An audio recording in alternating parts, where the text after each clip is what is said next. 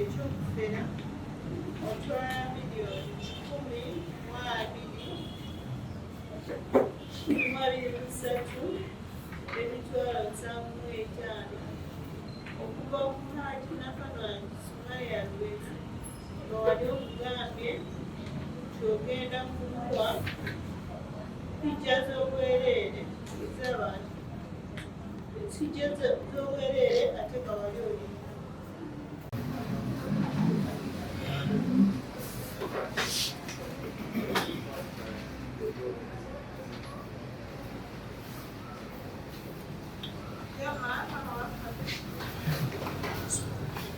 Se Hajat Sumaya Nakanwangi,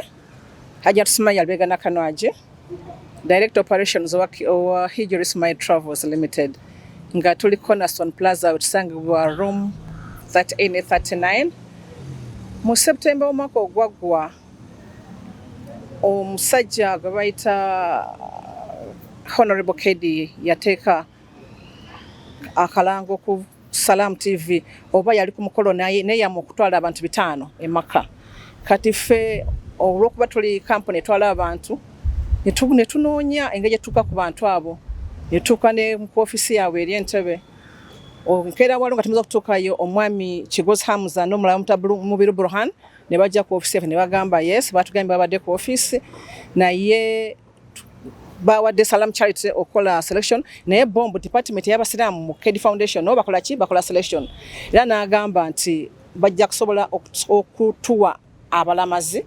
senga tubawo emitwalo 55 egy'okodinga abantu okuyingiza mu system ya Kedi Foundation. So ne tunoonya engeri kubanga basukana tuka program y'abantu banaku twanoonya engeri tuzofuna esente okuyamba ku banaku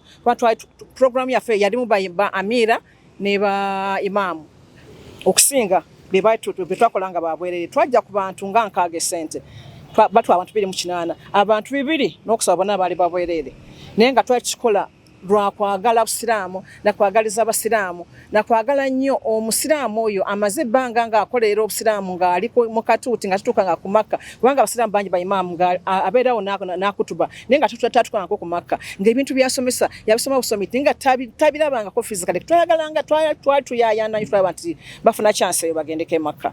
naye tekyasoboka ate nga batugamba senga naba tebagenze bajja kuzza sente Kigozi twamuwa emyooki 113,775 ze twamuwa nga ziyita ku ssimu ye 0703 332490 naye egundi batuuka ne batagenda ne bagamba sente zirudde kubanga bajja batugamba sente ziruddeyo mugumiikirize mukwatireko mukwateeko mugumiikirize ne bajja kugamba nga batutalkinga mpaka de bakola ki mpaka obudde bwagwayo budde bwangu ne mugamba Kigozi wagamba nti abantu bate bagenze bajja badiza sente zaabwe Kigozi yajjako amasimu Kigozi najjako amasimu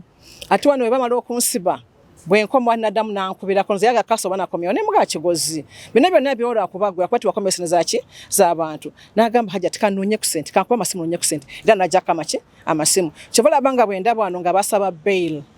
mpulira mutima gwe nga gunyorwa era nsaba abasiraamu abali eyo walayi bankwatireko omuntu azabonyabonya kubanga sinzenze kabanga badekweka abadi bamulaba badekweka sinzenze kasi Hijri Sumaya okaje babonyabonyeza ne kampi ndajezinje bavuze babonyabonyeza abanga badekweka nesaba wakitiba Allah ayingire mu nsonga najibwe kubanga Allah nze manyita abali Allah tewali kigana bagambe nti ayina amaka wasula naye ali mu pangisa twamusanga mu apartment ekyanja ate oyo muganda w'omu ku baganda yali agana kulwana nga ayakukunkuba ntuli ekira ku police kati bwendaba nga ibavuddeyo nti bakumweyimirira mutima gwe mpulira nga gunyolwa naye wakitiibwa Allah manyi nti omulamuzi agulimu mwesiga bamanyi kye bakola era manyi nti bajja tuwa obwenkanya obutuufu berahmatika ya arhamar rahimin. Salamu alaikum wa rahmatullahi.